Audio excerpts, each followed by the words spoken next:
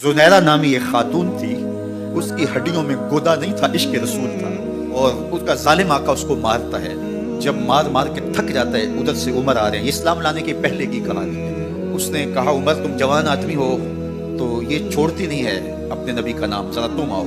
عمر کوڑا پکڑ لیتا ہے، اسے مارتے اور پھر گلے کے اندر ڈال کر کے کوڑا اس کی رسی کو بل دیتے اور اس کی آنکھیں باہر نکل آتی ہیں اور کہتے ہیں بلا اپنے نبی کو جو تیری آنکھوں کی بینائی واپس کرے۔ تو اس نے آسمان کی طرف منہ کر کے کہا مالک میں کبھی بھی آنکھوں کی بینائی نہ مانگتی، لیکن اب تیرے نبی کی عزت کا سوال ہے، آنکھوں کی بینائی واپس ہو جاتی ہے۔ زنیرہ کو بڑا مارا، آج عمر گلیوں میں آنکھوں میں آنسو ہیں اور کہتا ہے آؤ بھائی میں حضور کا غلام بن گیا ہوں، تمہیں بتانے آیا ہوں۔ زنیرہ نے موڑ کاٹا تو آگے عمر یہ آواز دے رہے تھے۔ زنیرہ ایک کونے پہ کھڑے ہو کے رو کے کہتی ہے عمر تم تو بڑے اس دن جوش و غضب میں تھے اور تم مارتے ہوئے تھکتے نہیں تھے۔ عمر نے کہا زنیرہ اس دن میں نے دیکھا نہیں تھا، اب میں محمد عربی کو دیکھ آیا ہوں۔ مدینے کی گلی میں پھر دوبارہ چلتے ہیں۔ حضرت عمر رضی اللہ تعالیٰ عنہ کا دربار لگا ہے۔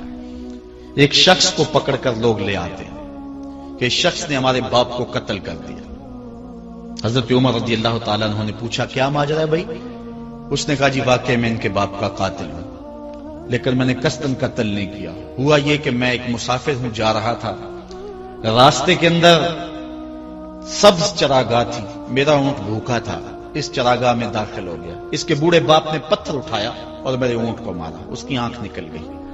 مجھے بڑا غصہ آیا، میں نے وہی پتھر اٹھا کر اس کے باپ کو دے مارا، لیکن وہ ایسے ٹھکانے پہ لگا کہ اس کا باپ فوراً فوت ہو گیا۔ میرا قصد اور ارادہ نہیں تھا، لیکن بہرحال میں اس بات کا اقراری ہوں کہ میں نے اس کے باپ کو قتل کر دیا ہے۔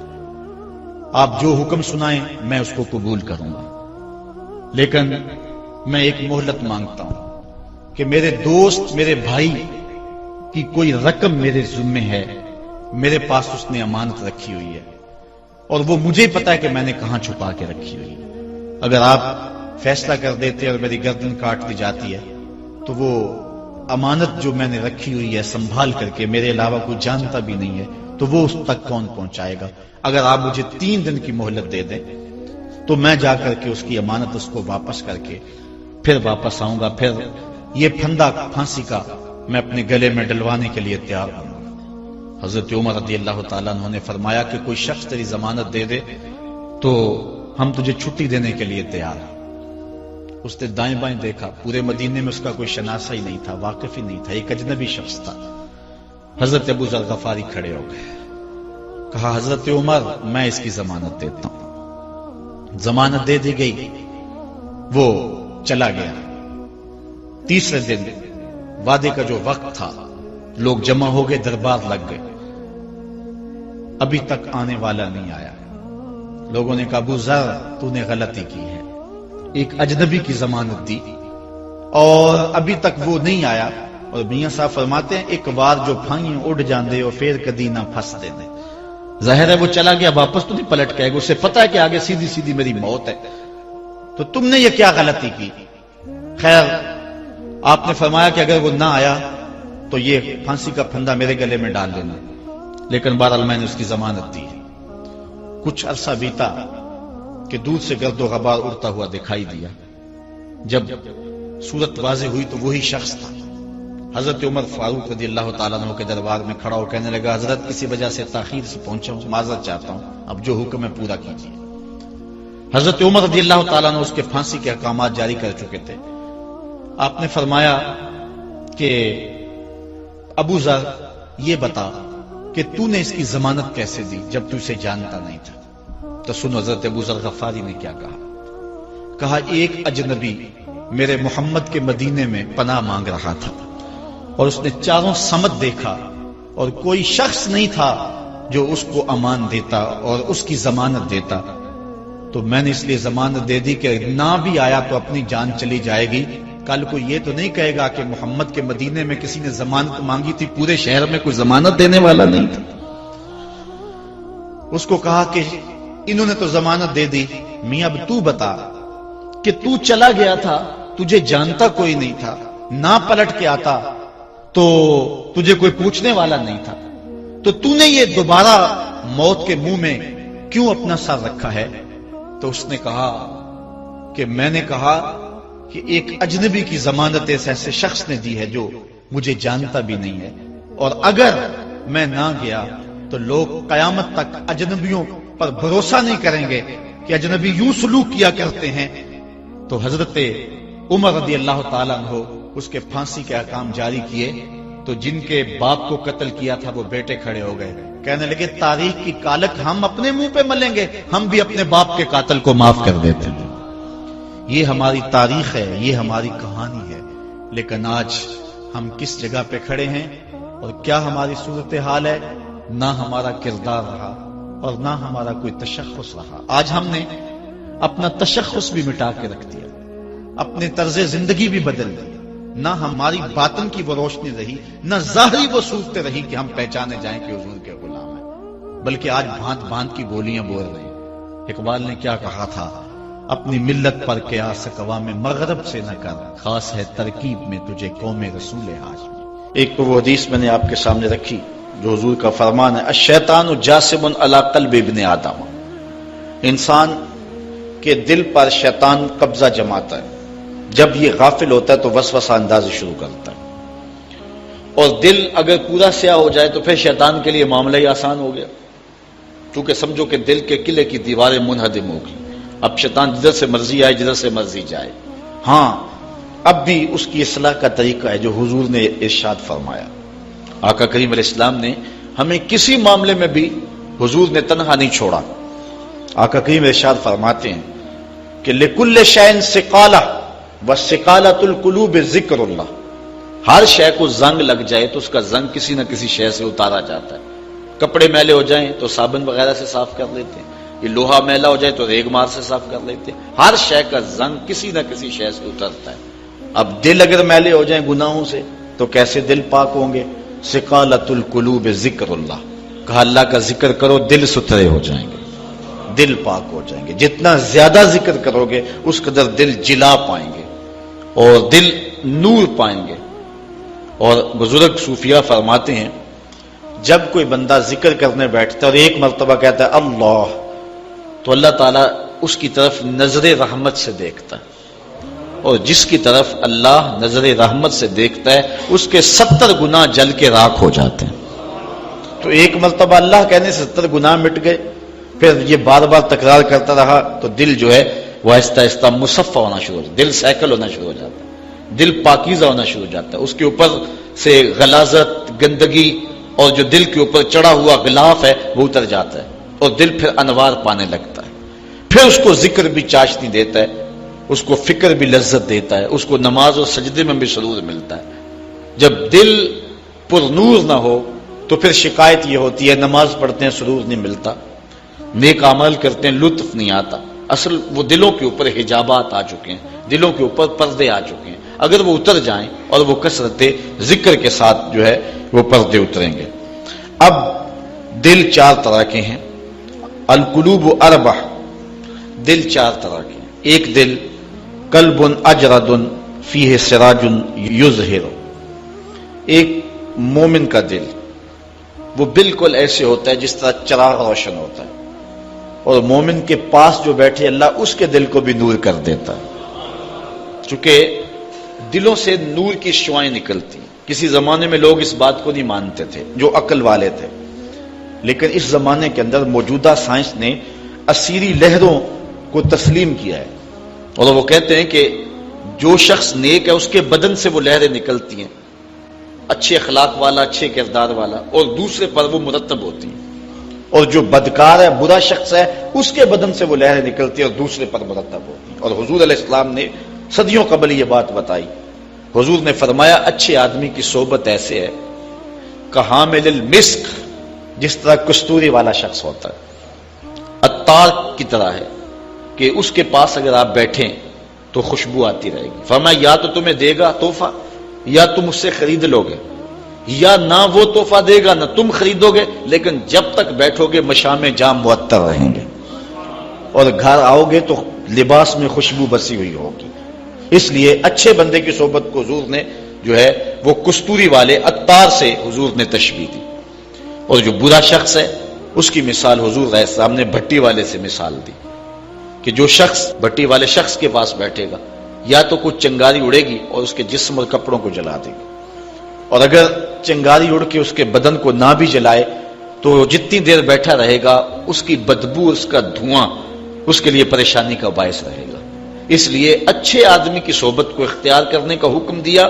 ہمارے مشائخ نقشبندیہ کا طریقہ یہ ہے، وہ کہتے ہیں کہ اچھے آدمی کی صحبت میں جا کے بیٹھ جاؤ، نہ تم کوئی بات کرو نہ وہ کوئی بات کرے، اس کے باوجود بھی من میں روشنیاں ہوں گی، من میں اجالے اتریں گے. اللہ اکبر. وہ میاں صاحب نے کہا تھا نا، چنگے بندے دی صحبت یارو جویں دکان اتاراں، سودا پاویں مول نہ لئیے ہلے آن ہزاراں. تے برے بندے دی صحبت یارو جویں دکان لوہاراں، تے کپڑے پاویں کنج کنج بئیے چنکاں پین ہزاراں. تو اب جل جانے کا اندیشہ بہر صورت موجود ہے. تو اس لیے آج دنیا جو ہے وہ اسیری لہروں کو مانتی ہے. میں اس کی سادہ مثال آپ کو دینا چاہتا ہوں کہ کسی کے بدن سے اسیری لہریں نکلنا تو دور کی بات ہے، کسی شخص کے تذکرے سے اس کے اثرات مرتب ہوتے ہیں. مثال کے طور پہ اگر آپ کے کسی دیرینہ اور پیارے دوست کا تذکرہ چھیڑ دیں، گفتگو کر دیں، تو اس سے طبیعت میں خوشی پیدا ہوگی کہ نہیں ہوگی؟ آپ حشاش بشاش ہو جائیں گے. لیکن کسی غلط آدمی کا جس سے آپ کو نفرت ہو، اس کی بات چھیڑ دیں، طبیعت میں گھٹن پیدا ہوگی کہ نہیں ہوگی؟ اگر گندگی کے ڈھیر کی بات کوئی چھیڑ دے، طبیعت میں گھٹن پیدا ہوگی کہ نہیں ہوگی؟ اور اگر پھولوں کی بات چھیڑ دے، موتیے کی، نسرین کی، نسترن کی، چمبیلی کی، گلاب کی، موتیے کی، ان پھولوں کا تذکرہ کو چھیڑ دے، طبیعت میں خوشی پیدا ہوگی کہ نہیں ہوگی؟ یہ ایک فطری بات ہے. آپ جو ہے وہ کسی اچھی بات کو چھیڑ دیں، اس کے اثرات مرتب ہوں گے اور آپ کا چہرہ کھل جائے گا. اور کسی بری بات کو چھیڑ دیں تو طبیعت کے اندر ایک اداسی پیدا ہو جائے گی، طبیعت کے اندر ایک غصہ پیدا ہو جائے گا. آج اس دنیا کے اندر آپ کہیں ملازمت کرتے ہیں، 8 گھنٹے کی ڈیوٹی دینا ہوتی ہے. ان 8 گھنٹوں کے اندر آپ کا مالک آپ کو بلائے، صرف 8 گھنٹوں میں ایک عارضی ملک آپ کے اوپر رکھتا ہے، تو آپ دوڑ کے جاتے ہیں کہ نہیں جاتے؟ آپ کے مہمان بھی آپ کے پاس بیٹھے ہوں اور آپ چائے بھی ان کو پلا رہے ہوں، لیکن باس بلا لے آپ کو اور وہ گھنٹی دے، تو آپ بیل پہ سب کو چھوڑ کے بھاگتے ہیں کہ نہیں بھاگتے؟ مہمانوں سے بھی معذرت کرتے ہیں، مجھے باس نے بلایا، آپ دوڑتے جا رہے ہیں. یار ایک دنیا کا باس بلائے تو مہمانوں کو چھوڑ کے، چائے کو چھوڑ کے، مرغن غذاؤں کو چھوڑ کے، سب کو چھوڑ کے بھاگ جاتے ہیں. اور رب کا نمائندہ پکارے حی علی الصلاۃ اور حی علی الفلاح، جو بندہ اس کے حضور نہ جائے کتنا بڑا بد نصیب ہے، کتنی بد نصیبیاں اس کا مقدر ہیں کہ جو اس کے حضور. لیکن یہ اللہ تعالیٰ جل شانہ کی رحمت کی عمومیت ہے. اگر آج 8 گھنٹے کے لیے آپ کہیں ڈیوٹی کرتے ہیں، وہ آپ کو آواز دے اور آپ نہ جائیں تو وہ آپ کی نوکری ختم کر دے گا، آپ کو سخت سرزنش اسی وقت کرے گا یا پھر آپ کو فارغ کر دے گا. لیکن اللہ تعالیٰ جل شانہ اس کی نافرمانی پہ نافرمانی کرتے رہیں، کبھی اس نے رزق کے دروازے بند نہیں کیے، بلکہ جو نہیں مانتے ان کو اور زیادہ دے رہا ہے، کیونکہ ان کا حصہ صرف دنیا پہ ہی ہے نا، آخرت میں تو حصہ ہی کوئی نہیں ہے.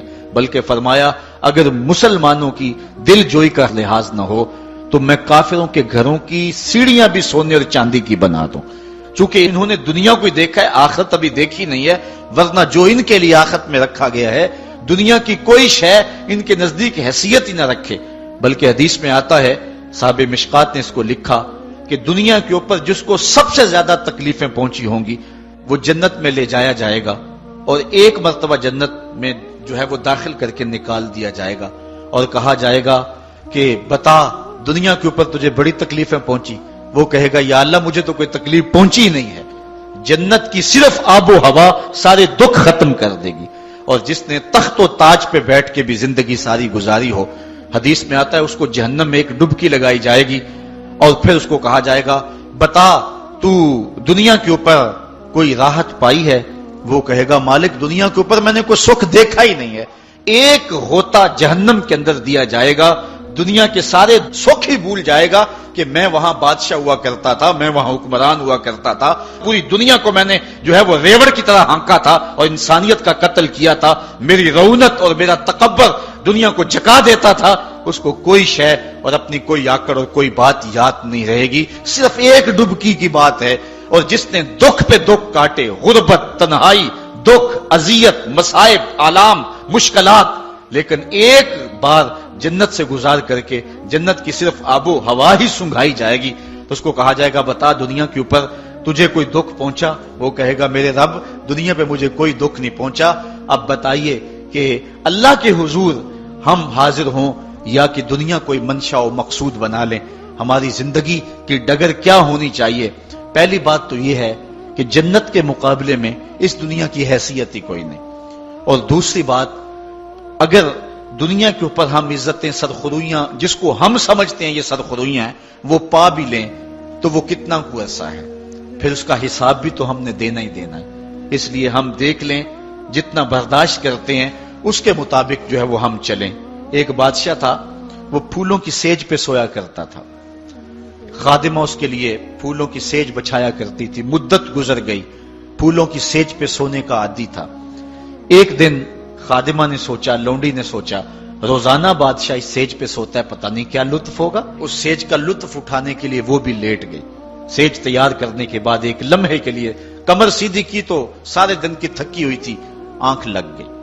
بادشاہ وقت پر اپنے اس خاص کمرے میں داخل ہوا تو ایک لونڈی کو پھولوں کی سیج پہ سویا ہوا دیکھا تو غیرت سے جل بن کے کباب ہو گیا۔ ایک لونڈی کی یہ اوقات کہ بادشاہ کی سیج پہ سوئے۔ اس نے جلاد کو بلایا، کہا اس کو الٹا لٹکاؤ اور اتنا مارو کہ اس کی جان نکل جائے، تاکہ باقی خدام کو پتا چل جائے کہ بادشاہوں کی سیجیں، ان کے بستر، ان کے گھر کتنے مقدس ہوا کرتے ہیں۔ لونڈی کو الٹا لٹکا دیا گیا اور جلاد ضرب پہ ضرب لگا رہا ہے، کوڑے پہ کوڑا مار رہا ہے۔ وہ چیختی ہے، روتی ہے، بچا لو مجھے، میری جان نکل رہی ہے۔ روتے روتے کیا خیال آیا کہ اس نے ہنسنا شروع کر دیا۔ بادشاہ نے جلاد کو کہا رک جا، اس لونڈی سے پوچھ روئی کیوں ہے، اسے یہ بھی پوچھ ہنستی کیوں ہے۔ جلاد نے کہا لونڈی بتا روتی کیوں ہے؟ اس نے کہا تجھے نہیں پتا جب کوڑا لگتا ہے تو جان نکلنے کو آتی، نزا کا عالم طاری ہو جاتا ہے۔ کہا یہ تو سمجھ ہے لیکن ہنستی کیوں ہے؟ کہا ہنسی مجھے اس بات سے آئی ہے کہ چند لمحوں کے لیے سوئی ہوں، اتنی تکلیف کاٹ رہی ہوں، سوچا عمر بھر ہو گئی سوتے ہوئے، جس کو اس کا کیا بنے گا، جس کی زندگی بیت گئی اس سیج پہ سوتے ہوئے اس کا کیا بنے گا۔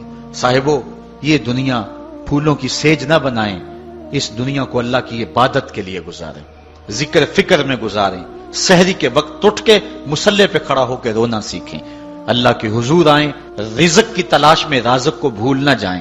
تم سمجھتے ہو دکان بند کر کے چلے گئے تو شاید میری آج کی سیل کم ہوگی، سیل دینے والا، رزق دینے والا، رزق کے دروازے کھولنے والا وہ رب ہے۔ جاؤ اس کے حضور جاؤ اور جا کے اس سے مانگو، مالک رزق کا مالک بھی تو ہے، تیرے ہاتھ میں سارے خزانے ہیں، میری مدد فرما۔ دیکھنا کہ رحمتوں کے کس طرح دروازے کھلتے ہیں اور جو تمہیں ملتا ہے اس میں برکت کتنی ہوتی ہے۔